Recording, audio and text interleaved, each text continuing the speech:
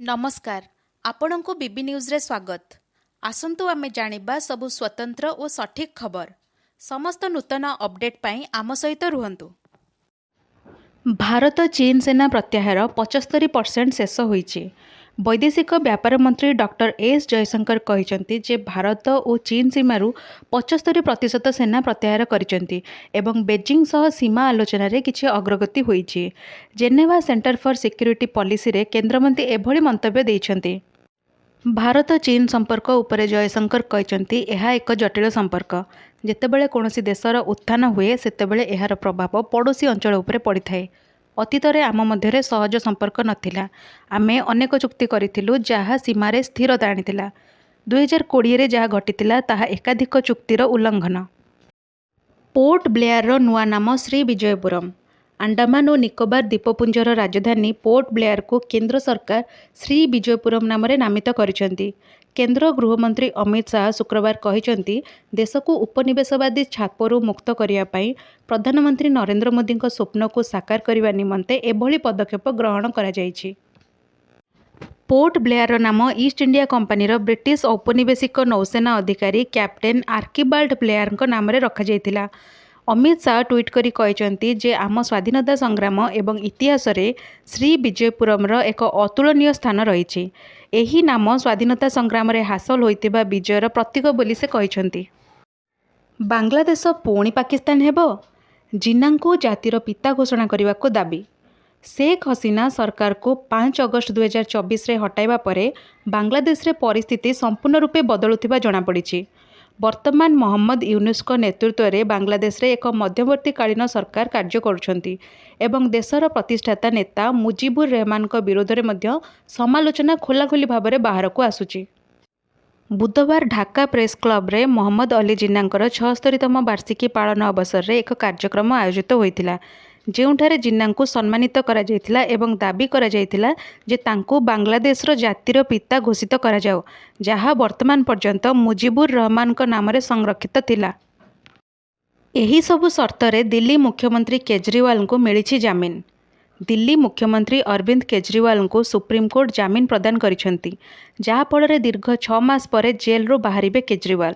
ସେ ଜାମିନରେ ଆସିଛନ୍ତି ସତ, କିନ୍ତୁ ତାଙ୍କ ଉପରେ ରହିଛି କେତୋଟି ସର୍ତ୍ତ।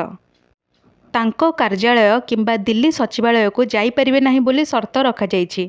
ଏପରିକି ଲେଫ୍ଟନାଣ୍ଟ ଗଭର୍ଣ୍ଣର ଭିକେ सक्सेनाଙ୍କ ବିନା ଅନୁମତିରେ କୌଣସି ଫାଇଲରେ ଦସ୍ତଖତ କରିପାରିବେ ନାହିଁ। ସରକାରୀ କର୍ମଚାରୀଙ୍କ ଛୁଟି ବାତିଲ, ହେଡକ୍ୱାର୍ଟର ନ ଛାଡ଼ିବାକୁ ନିର୍ଦ୍ଦେଶ। प्रधानमंत्री नरेंद्र मोदी ओडिशा गस्त को दृष्टि रखी सेप्टेम्बर 14 तारिखରୁ 16 तारिख पर्यंत समस्त सरकारी कर्मचारी छुट्टी बातिल करा जायछि। एही समय समस्त कर्मचारी हेडक्वार्टर न छाड़िबा को निर्देश दिया जायछि। तेबे प्रधानमंत्री सेप्टेम्बर 17 तारिख में भुवनेश्वर आसी राज्य सरकार जन कल्याणकारी सुभद्रा योजनार शुभारंभ करने सह अन्य विभिन्न प्रकल्पर शिलान्यास और लोकार्पण करिवार कार्यक्रम रही। एहा पूर्वरु शुक्रवार मुख्य शासन सचिव अध्यक्षतार एक प्रस्तुति बैठक अनुष्ठित हो सारी।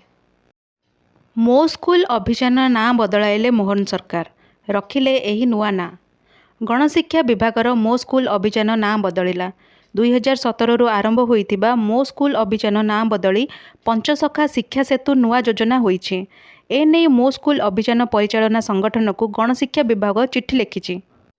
चलित वर्ष पूर्णांग बजेट रे मुख्यमंत्री मो स्कूल ना को बदलाई पंचसखा शिक्षा सेतु अभियान हेबो बोली घोषणा करथिले। पंचसखा शिक्षा सेतु अभियान पई बजेट रे 332 कोटी व्यय बराद होइथिला। चलित बजेट रे बीजेडी सरकार बहुचर्चित विजु स्वास्थ्य कल्याण योजनार ना परिवर्तन होई गोपबंधु जन आरोग्य योजना होइछि। सेहीपरि विजु सेतुर ना बदलाई सेतु बंधन योजना, मो स्कूलर ना बदलाई पंचसखा शिक्षा सेतु योजना, लक्ष्मी योजनार ना ग्रामांचल परिवहन, कालिया योजनार ना बदलाई सीएम किसान योजना, विजु पक्काघर योजना परिवर्ते अंत्योदय गृह योजना घोषणा होइथिला। आसंता वर्ष शेष सुधा 90,000 छुई पारे सुना। सुना दर पुणी थे रेकर्ड स्तर में पहुंची। अमेरिकीय फेडराल रिजर्व द्वारा सुध ह्रास आशा बढ़ुवा बेले गुरुवार सुना दर 1% अधिक वृद्धि पाई सर्वकालीन सर्वोच्च स्तर में पहुंची। ଭାରତରେ 10 ଗ୍ରାମ 24 କ୍ୟାରେଟ୍ ସୁନା ମୂଲ୍ୟ 73,228 ଟଙ୍କା ରହିଛି।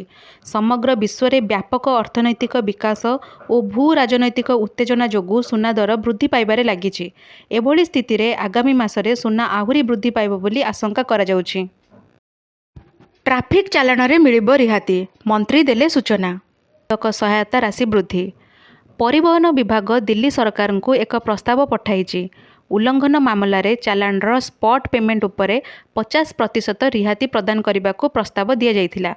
ଏହି ପ୍ରସ୍ତାବକୁ ଦିଲ୍ଲୀ ପରିବହନ ମନ୍ତ୍ରୀ କୈଲାଶ ଗେହଲୋଟ ବିଚାର କରିଛନ୍ତି।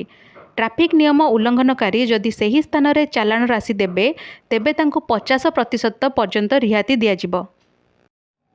ମୁଖ୍ୟମନ୍ତ୍ରୀ ସଡ଼କ ଯୋଜନା। 2057 ଗାଁ ସବୁଦିନିଆ ରାସ୍ତାରୁ ବଞ୍ଚିତ। ରାସ୍ତା ସଂଯୋଗ ନଥିବା ଗ୍ରାମଗୁଡ଼ିକ ପର୍ଯ୍ୟନ୍ତ ସବୁଦିନିଆ ରାସ୍ତା କରିବା ଲାଗି ରାଜ୍ୟ ସରକାର ମୁଖ୍ୟମନ୍ତ୍ରୀ ସଡ଼କ ଯୋଜନା ଆଣିଥିଲେ, କିନ୍ତୁ ତାହାକୁ ଠିକ୍ ଭାବେ କାର୍ଯ୍ୟକାରୀ କରା ନ ଯାଇଥିବାରୁ ଯୋଜନାର ସୁଫଳ ମିଳିପାରିନଥିଲା ବୋଲି ସିଏଜି କହିଛନ୍ତି। ରାଜ୍ୟ ଗ୍ରାମ୍ୟ ଉନ୍ନୟନ ବିଭାଗ 2015-16ରେ ରାଜ୍ୟରେ ମୁଖ୍ୟମନ୍ତ୍ରୀ ସଡ଼କ ଯୋଜନା ଆରମ୍ଭ କରିଥିଲେ। 2017-18ରୁ 2021-22 ଆର୍ଥିକ ବର୍ଷ ନିମନ୍ତେ ଯୋଜନା ପାଇଁ 1888.74 କୋଟି ଟଙ୍କାର ବଜେଟ୍ ବ୍ୟବସ୍ଥା କରାଯାଇଥିଲା। ସେଥିରୁ 1573.03 କୋଟି ଟଙ୍କା ବିନିଯୋଗ କରାଯାଇଥିଲା। ଏହି ସମୟରେ 808ଟି ପ୍ରକଳ୍ପ ଅନୁମୋଦନ ଲାଭ କରିଥିବା ବେଳେ କେବଳ 359ଟି ସମ୍ପୂର୍ଣ୍ଣ କରାଯାଇପାରିଥିଲା। ରେଭେନ୍ସା ନାମ ପରିବର୍ତ୍ତନ ସପକ୍ଷରେ ବୁଦ୍ଧିଜୀବୀ ଓ ଶିକ୍ଷାବିତ୍। ରେଭେନ୍ସା ବିଶ୍ୱବିଦ୍ୟାଳୟର ନାମକରଣକୁ ନେଇ କେନ୍ଦ୍ର ଶିକ୍ଷାମନ୍ତ୍ରୀଙ୍କ ବିତର୍କ ଆହ୍ୱାନ ଏବେ ଚରମ ସୀମାରେ ପହଞ୍ଚିଛି। ଆଜି ସ୍ୱାଧୀନତା ସଂଗ୍ରାମୀ ସମ୍ମିଳନୀ କକ୍ଷରେ ଅନୁଷ୍ଠିତ 9ଙ୍କ ଦୁର୍ଭିକ୍ଷ ଓ ଥୋମାସ ରେଭେନ୍ସାଙ୍କ ଭୂମିକା ଶୀର୍ଷକ ଆଲୋଚନାରେ ବିଶିଷ୍ଟ ବ୍ୟକ୍ତିମାନେ ଯୋଗଦେଇ ବିଶ୍ୱର ଭୟଙ୍କର ମାନବକୃତ ଗଣହତ୍ୟା 9ଙ୍କ ଦୁର୍ଭିକ୍ଷର ପ୍ରକୃତ ତଥ୍ୟ ଲୋକଲୋଚନକୁ ଆଣିବା ସହିତ ରେଭେନ୍ସା ନାମ ପରିବର୍ତ୍ତନ ହେବା ଉଚିତ ବୋଲି ମତ ଦେଇଛନ୍ତି। ସେମାନେ କହିଥିଲେ, ଔପନିବେଶିକ ଶାସନରୁ 75 ବର୍ଷ ତଳେ ମୁକ୍ତ ହୋଇଥିବା ଓଡ଼ିଆମାନେ ଏହି ମାନସିକତାରୁ ମୁକ୍ତ ହେବାର ଆବଶ୍ୟକତା ରହିଛି। ରେଭେନ୍ସା ବଦଳରେ ମୂଳ ନାମ କଟକ କିମ୍ବା ଗଜପତି କପିଳେନ୍ଦ୍ର ଦେବ କିମ୍ବା ଆଧୁନିକ ଶିକ୍ଷାର ମୂଳ ବ୍ୟକ୍ତି ଆଦିନେତା ବିଚିତ୍ରାନନ୍ଦଙ୍କ ନାମରେ ଏହି ବିଶ୍ୱବିଦ୍ୟାଳୟର ନାମକରଣ କରିବାକୁ ପ୍ରସ୍ତାବ ଆସିଥିଲା। 2025 ଜୁନରେ ଶେଷ ହେବ ରାମମନ୍ଦିର କମ୍ପ୍ଲେକ୍ସ ନିର୍ମାଣ। ଅଯୋଧ୍ୟା ରାମମନ୍ଦିର କମ୍ପ୍ଲେକ୍ସ ନିର୍ମାଣ 2025 ଜୁନ 30 ସୁଦ୍ଧା ସମ୍ପୂର୍ଣ୍ଣ ହେବ। ରାମମନ୍ଦିର ନିର୍ମାଣ କମିଟି ଅଧ୍ୟକ୍ଷ ନୃପେନ୍ଦ୍ର ମିଶ୍ରା ଶୁକ୍ରବାର ଏହି ସୂଚନା ଦେଇଛନ୍ତି। ଅଯୋଧ୍ୟାରେ ନିର୍ମାଣ କମିଟିର 3 ଦିନିଆ ବୈଠକ ଅବସରରେ ମିଶ୍ରା ଏକ ବିବୃତ୍ତିରେ କହିଛନ୍ତି, ମନ୍ଦିର ଶିଖର ନିର୍ମାଣ ପାଇଁ 120 ଦିନ ସମୟ ଲାଗିବ ବୋଲି ଆକଳନ କରାଯାଇଛି। ଆମେ ଡିସେମ୍ବରକୁ ଲକ୍ଷ୍ୟ ଧାର୍ଯ୍ୟ କରିଥିଲୁ, କିନ୍ତୁ ଏହି ସମୟ ମଧ୍ୟରେ କାର୍ଯ୍ୟ ଶେଷ ହେବା ସମ୍ଭବ ନୁହେଁ। ଶିଖର ନିର୍ମାଣ ଫେବୃଆରୀରେ ଶେଷ ହେବ। ସପ୍ତ ମନ୍ଦିରର ବିଗ୍ରହ ଜୟପୁରରେ ନିର୍ମାଣ ହେଉଛି। ସେଠାରେ ମୁନିଋଷିମାନଙ୍କର ମୂର୍ତ୍ତି ସ୍ଥାପନ ହେବ ବୋଲି ମିଶ୍ରା କହିଛନ୍ତି। ଭିଡ଼ିଓଟି ଭଲ ଲାଗିଥିଲେ ଲାଇକ୍, ସେୟାର ଓ ସବସ୍କ୍ରାଇବ୍ କରିବାକୁ ଜମା ବି ଭୁଲିବେନି। ଧନ୍ୟବାଦ।